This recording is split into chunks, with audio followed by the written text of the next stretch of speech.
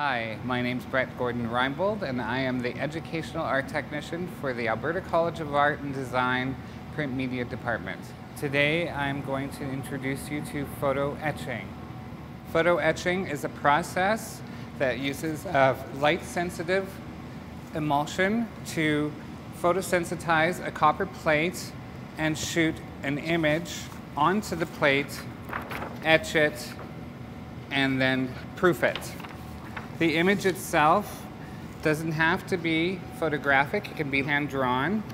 This is an example of a photographic photo etching using a photograph as a transparency rather than a line drawing. This line drawing started out as a pencil and pen and ink drawing on an illustration board and a much larger size. I scanned it, reduced it in size so it would fit on a 6x12 piece of copper.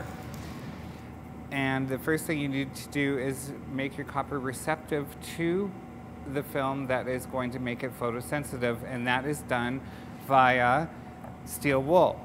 Steel wool will not only take out the fine lines that is found in roofing copper, as it's usually marred up, it'll take it out, as well as it'll add a tooth to the copper to allow the ImagOn film, which is here, to adhere to the copper plate.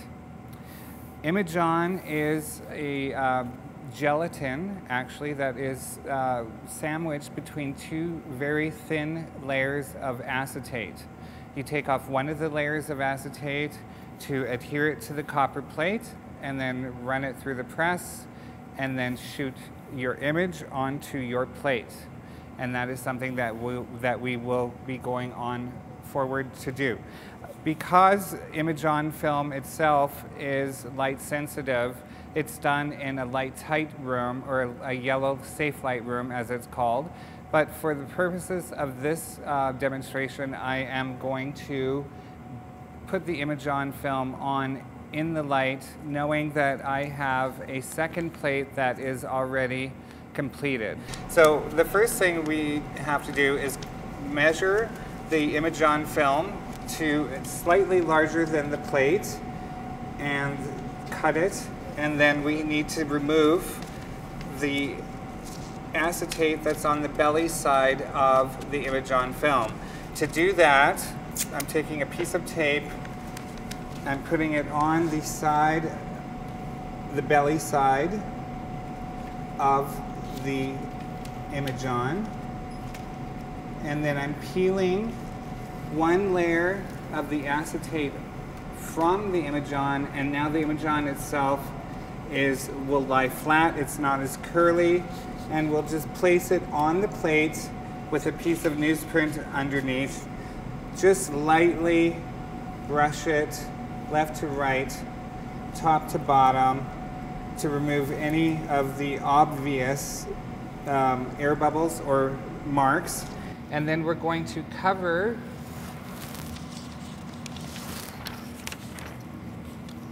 and take it over to the press and run it through the press, and that will adhere it to the copper.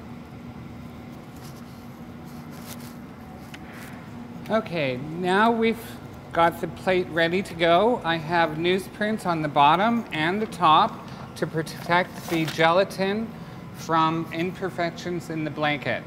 We're going to roll carefully the blankets down over the plate and run it through.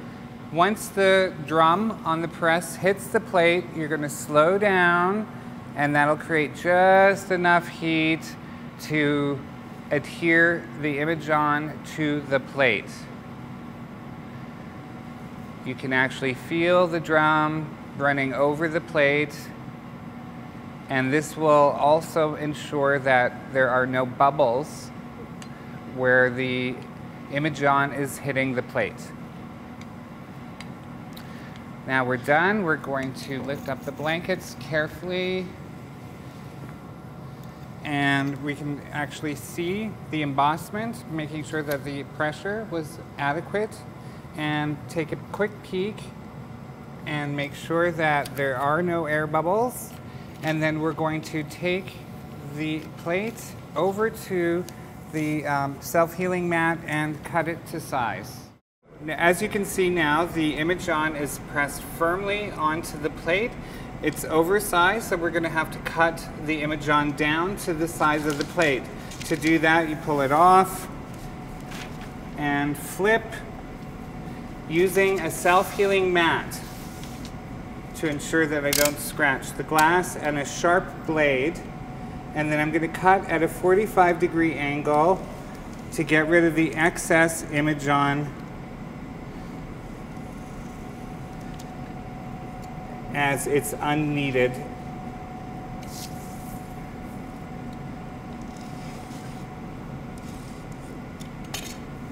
Flip the plate over and remove the ImagOn scraps, the newsprint, and we're left with a piece of copper that is ready for exposure. Okay, this is the Nuark flip-top plate maker. It's a UV light source designed to shoot a variety of alternative photographic processes. Today we are shooting the plate that we have coated with ImagOn film, and this is the transparency. The transparency is black and clear. What is black will be protected from the UV, and what is clear will shoot and will ultimately be what prints. Center it onto the plate. Close the lid, gently lock, and turn on the vacuum switch.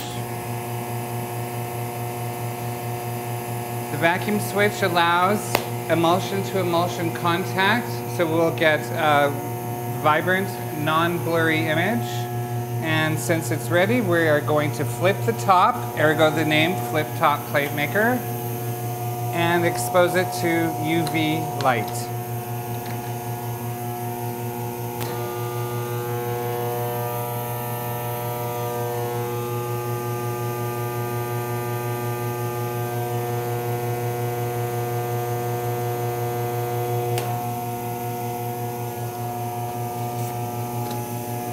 Once the shot is done, the machine will kick off and we'll flip it back into position, turn off the light, open it up and remove your plate and the image. And now it's time to develop the plate, but before we can, safety first, eyeglasses, because we're going to be working with a splashable toxin, which is the developer. The developer is made up of soda ash, 1 tablespoon, and 1 liter of cold water. What we're going to do now is put the plate into the developer and let it sit for 9 minutes undisturbed. And then after the 9th minute, we will go at the plate with a sponge lightly for 3 minutes, and then it will be fully developed and ready for the acid bath. Okay, so the copper plate with the ImagOn and the image has been sitting in the developer undisturbed for 9 minutes. After the 9th minute, we go at it with a sponge for 3 minutes, and that helps remove any of the melted ImagOn that might redeposit itself back onto the plate. So I'm doing in a very robotic movement for 3 minutes, going top to bottom and then left to right. Okay, so I'm going to pull this out using my gloves and goggles, very important. Move to the back and rinse carefully.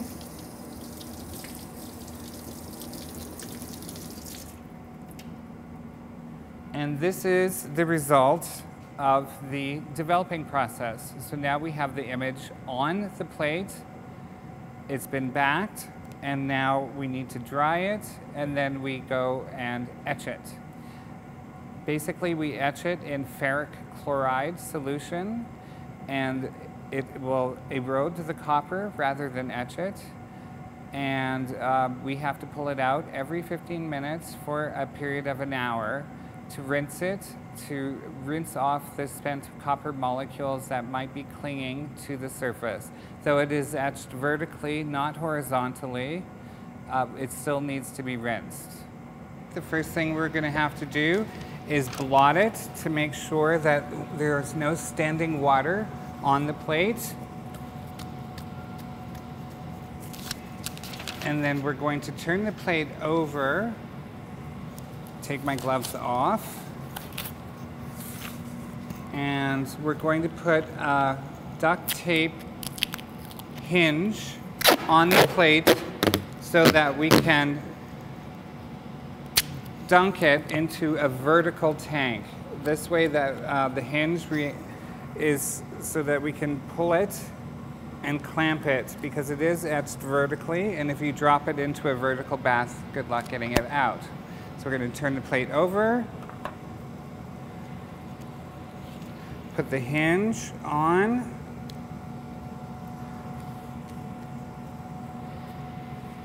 lift it up, set it back down, and I need a new set of gloves. Ferric chloride is what we're using to etch with the copper.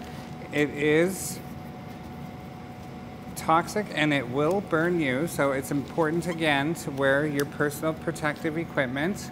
The bath is behind us. I'm going to take the lid off, stand it up. As you can see, ferric chloride is yellow and everywhere, you can see.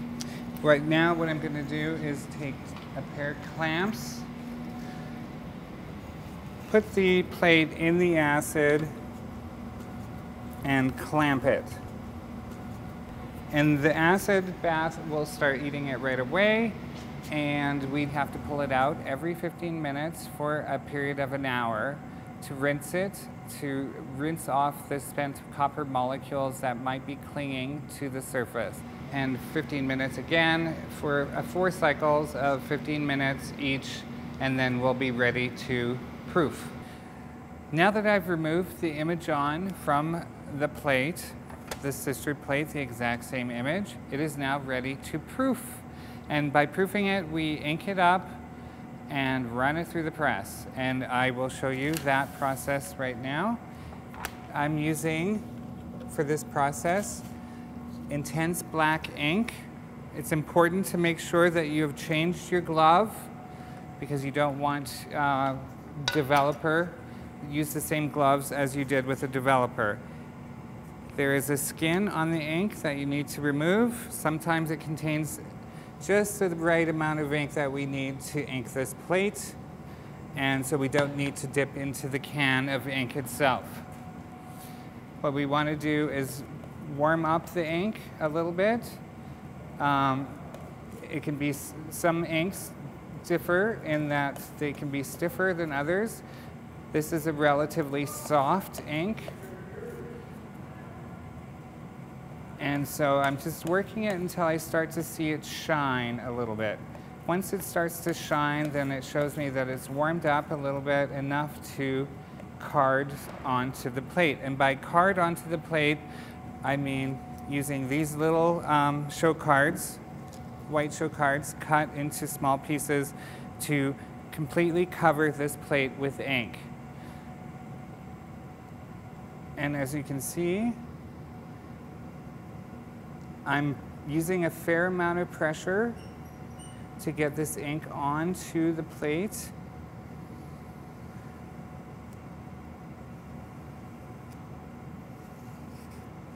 The show cards don't last very long. I try to keep a clean workspace when I'm working, just to make sure that nothing cross-contaminates in terms of chemicals, in terms of inks, in terms of solvents.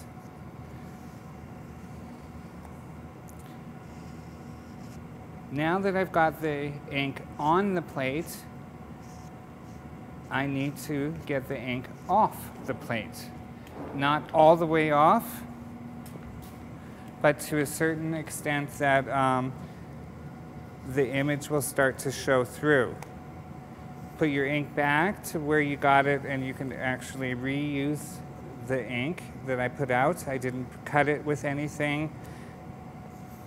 And this is tarlatan. Tarlatan is used to wipe the plate, and hopefully that the areas that I've etched with the acid will resist the tarlatan and stay black.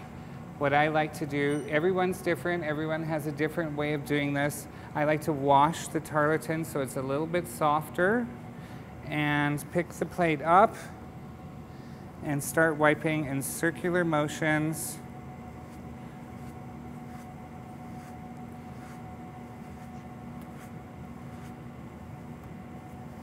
This also helps push ink into the plate as well as wipe off of the non-image areas. And as I start doing this and turning it, you will see the image start to appear.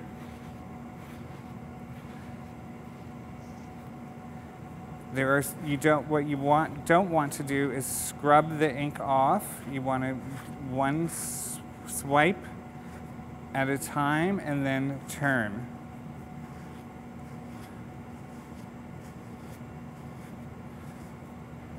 At some point, if the plate is large enough, you will have to go through several of these pieces of tarlatan. But this plate being relatively small, I can work with probably just one. And then there is one step that might be needed, but might not be needed. It's a matter of experience that I have doing this particular process, that I can tell just by looking at it what's working and what isn't. And this plate seems to be etched quite well. And you can see the copper is starting to show through. And what the black areas are the image areas. The non-image areas. And they will print in black. If the black ink, while I'm doing this, comes right off the plate, or the image itself is barely there, then that means that I didn't etch it long enough or well enough. The reason that I keep turning it is that there are certain areas of a plate that can go without my seeing them, and so I want to keep turning the plate to make sure that I get the entire plate wiped. I always do it in a circular motion, wipe in a circular motion, as this will protect the plate and the ink from showing signs of texture from the tarlatan, which is one of the reasons why I wash the tarlatan, because it can be quite stiff. And actually, this plate, once I start seeing the shine of the copper, I can tell that it's pretty much wiped well enough. And then once the plate itself is wiped, then I will turn around and start to wipe the edges. The edges are to be beveled at a 45-degree angle. The bevel helps keep the edges clean, or makes it easier to clean the edges.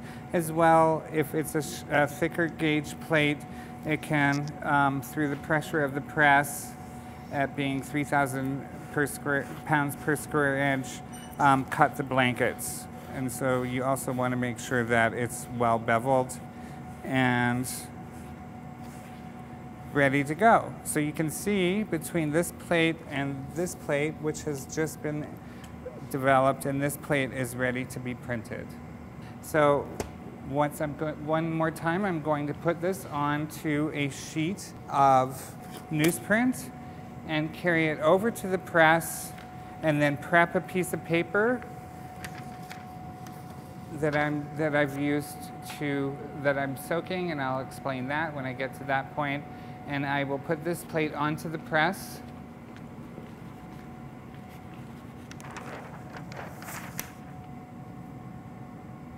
there's a couple things that you want to keep in mind. You want to put your print on your plate rather on a piece of newsprint. You want to make sure that the blankets are clean. You want to make sure your hands are clean, and you want to make sure that you've set the pressure. I did all of that beforehand, so we're going to move over to the paper soaking sink where our paper has been soaking, and blot it, and then come back. Okay, this is the paper soaking sink, and this is Maidstone proof paper. Paper can run in a variety of price points. Maidstone is made for proofing.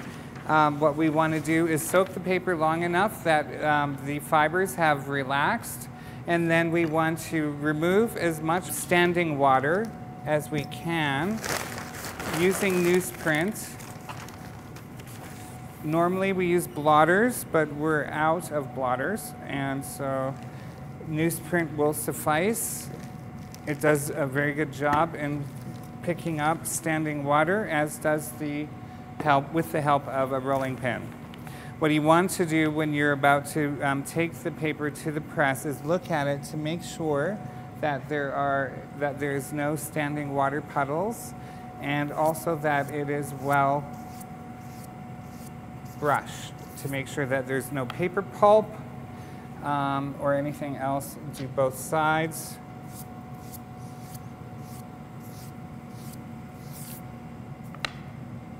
And then we will walk over to the press. Oh, sorry, before we go, I like to roll my paper. So when I take it to the press and unroll it, I can be ensured that it is centered. Since this is proofing paper and this is a proof that we're taking, I'm not being as formal as I would be once I see the proof. If the proof is great, then I start being a lot more formal in terms of registration and quality of paper. Basically what I'm going to do is try to center it as best as I can, and then let the paper unfurl, and that way you know it's relatively centered. And then what I'm going to do, because we're so close to the edge of the press, is move it up. There we go. We're going to put the blankets down and then run it through the press. Now we're ready to go. I'm going to start moving it through the press, just like I did with the ImagOn film, only this time, instead of the image coming onto the plate, we will be receiving an image onto paper. And with that particular image, because it is a proof, then we would look at the proof and decide whether the image needs more work on the plate. Okay, we've jumped on, we've jumped off, and we're just going to run the press all the way through, flip the blankets up, and what I'm going to do now is pull the paper from the plate, and then at this point we usually put it somewhere where we can view it before pinning it up.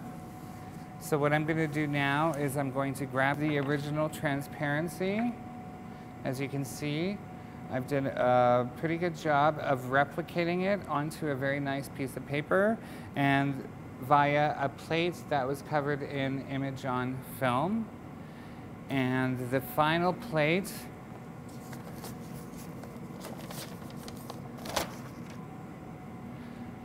this is the plate that was inked up, and this is the result. So as you can see, the reason to do this is to, it's a photo-based image, but it doesn't have to be a photograph. One of the reasons why I chose this image is because it was a hand-drawn image using today's technology to get it onto a copper plate, etch it, and print it. And so basically, it's using a photo-based image for analog purposes and results. And at this point, I would be happy with the image. I am very happy with the image. And At this point, I would decide whether or not I would edition it. If I'm happy enough with it that I would edition it, which means re-inking the plate and trying to get it exactly right every time. And to edition means identical prints within, say, an edition of 10, you'd have 10 identical prints. And so this is a good start. This is an artist proof. It's not on the paper that I would normally print on with an edition, but it does show reality as it stands.